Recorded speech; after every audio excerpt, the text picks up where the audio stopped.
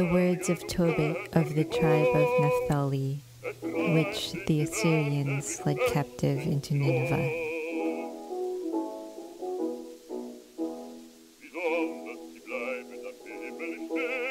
And when we were carried away captives to Nineveh, all my brethren and those that were of my kindred did eat of the bread of the Gentiles. But I kept myself from eating, because I remembered God with all my heart.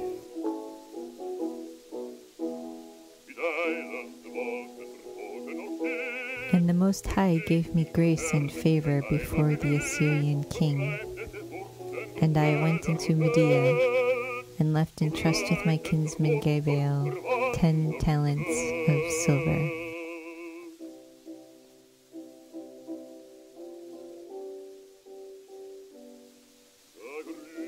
And if I saw any of my nation dead, or cast about the walls of Nineveh, I buried him, for the king in his wrath killed many, so that the bodies were not found when they were sought for by the king.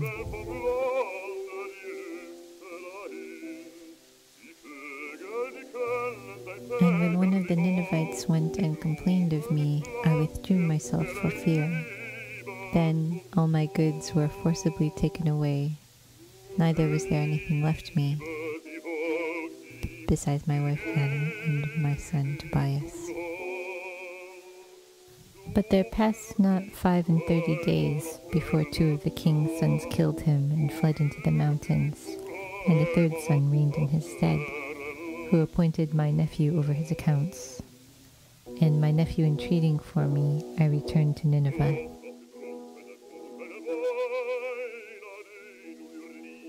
During Pentecost, Tobit is sitting down to a really nice dinner when he sees all the meat on the table, and he tells Tobias to go and find some poor man on the street to come in and share the feast with them. But Tobias returns alone, saying, "One of our nation is strangled and cast out in the marketplace." Tobit weeps and, leaving the feast untouched, goes out and buries the body, for which his neighbors mock him. And being polluted, he rests that night by the wall of the courtyard. But I knew not that there were sparrows in the wall, and mine eyes being open, the sparrows muted warm dung into mine eyes, and a whiteness came into them. And I went to the physicians, but they helped me not.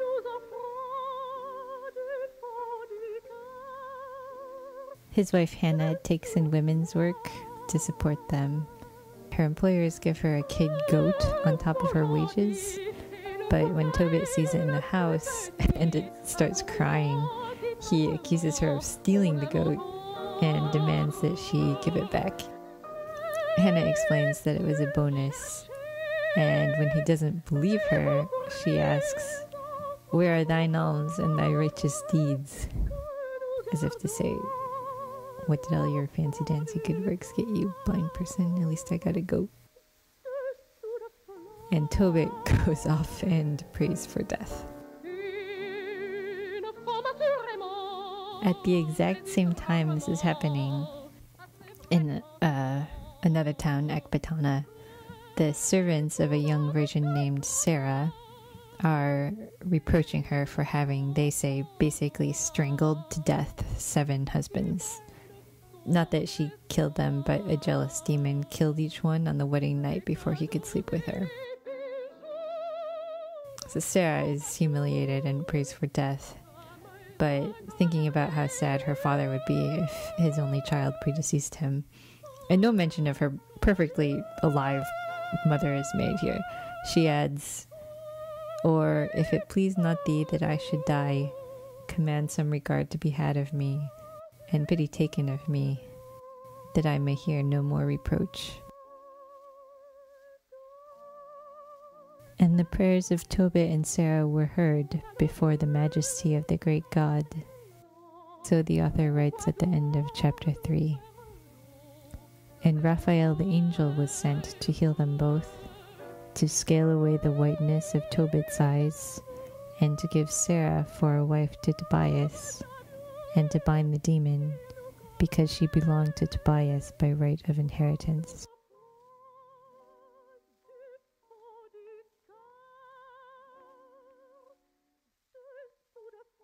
In this way, almost from the first, the book of Tobit holds out to us the comforting but by no means unexciting promise that everything in its pages will be crowned with spectacular success. The 10 silver talents will be retrieved, Sarah saved, the demon will be bound, blindness healed. And after it all, the angel will say, "Give God thanks, but write all things which are done in a book." What was it that made Jerome, translating the then 700-year-old story from the Aramaic into vernacular Latin, clearly irked at having to spend any time at all on a book he considered extra-canonical, only doing it because 2 bishops had asked, and taking just a day to complete his translation? What was it that made Jerome add the bit, which is nowhere in any of the original papyri, about Tobias's dog running ahead to greet Tobit and Hannah on its return home from their quest? He adds, "Then the dog, which had been with them in the way, ran before, and coming as if it had brought the news, showed his joy by fawning and wagging his tail."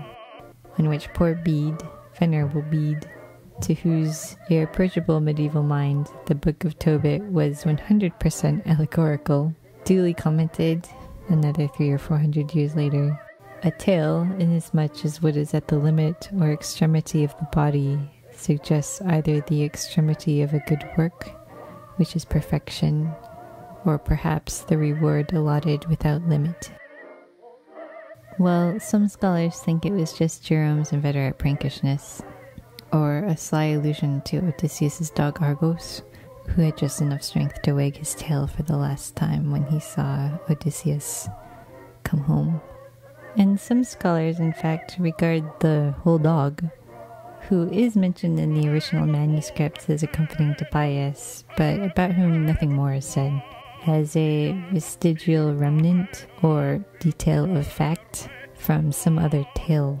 One, perhaps, of many such traces, because the author of Tobit felt as sure of his audience's closeness to Genesis, Deuteronomy, Job, Isaiah, Amos, Jonah, the secular folktales and wisdom literature of his time, as he was of his own.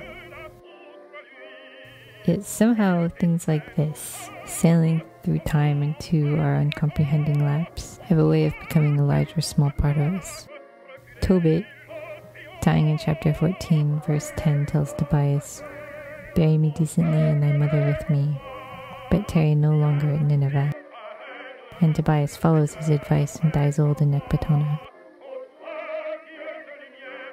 But before his death he heard of the destruction of Nineveh, which was taken by Nebuchadnezzar and Ahasuerus. And before his death he rejoiced over Nineveh.